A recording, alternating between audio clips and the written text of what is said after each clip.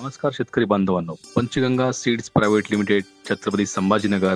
पंचगंगा बियाणे संशोधित लाल तूर लक्ष्मी याची काही वैशिष्ट्ये आपण पाहूयात. दाण्याचा रंग लाल, दाण्याचा आकार गोल, झाडाची उंची 150 ते 160 सेंटीमीटर, पिकाचा कालावधी 150 ते 160 दिवस. इतर वाणांच्या तुलनेने झाडाला झुपकेदार शेंगा व मर रोगास सहनशील असा वाण. मी गोविंद पांडुरंग राठोड. मी सेवानिवृत्त पोलीस निरीक्षक आहे.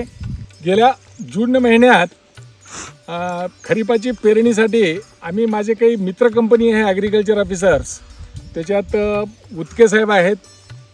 ते आम्ही दोघांनी विचार करतो आहे की कोणतं बियाणं पेरायचं. नेहमी मी जे आहे ते पंचगंगा लक्ष्मीचं बियाणं निवडलं, त्यांनी ग्रीन गोल्डचं निवडलं आणि ज्याच्यात उत्पन्न चांगलं राहील ते आपण पुढं वापरूया बियाणं, हे असं ठरलं आमचं.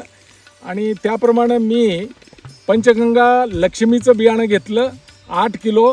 प्रसाद कृषी सेवा केंद्र, कामदार रोड, लातूर येथून मी बियाणं खरेदी घेतलं आणि 16/6/2024ला मी हे बियाणं पेरणी केलो 7 फुटाच्या अंतरावर.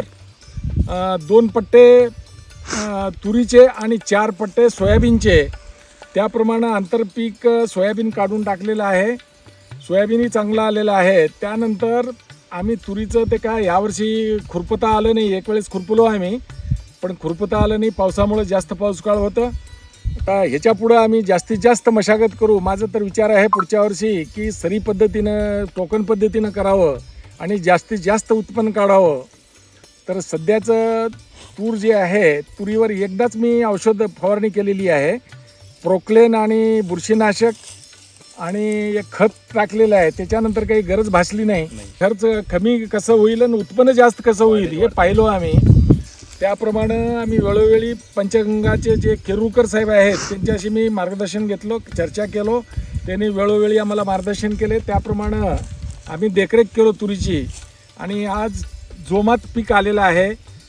पीक वजन होऊन खाली जमिनीकडे लोंबकाळलेलं आहे. 8 ते 15 दिवसात काढायला येईल. आता त्यासाठी सगळ्या शेतकऱ्याला आवाहन करतो की पंचगंगा लक्ष्मीचं बियाणं पेरावं सगळ्यांनी आणि अपेक्षेप्रमाणे उत्पन्न जे आहे ते 12 ते 14 क्विंटल होण्याची शक्यता आहे प्रति एकरी.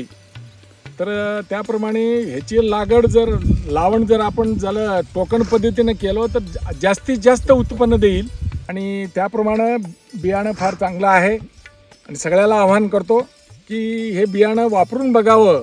आपण इतर 811 तुरीपेक्षा बी तो चांगला आहे. फारच उत्पन्न चांगलं आहे. फळधारणा जास्त आहे त्याला आणि त्याच्यात 5-5 बी आहेत.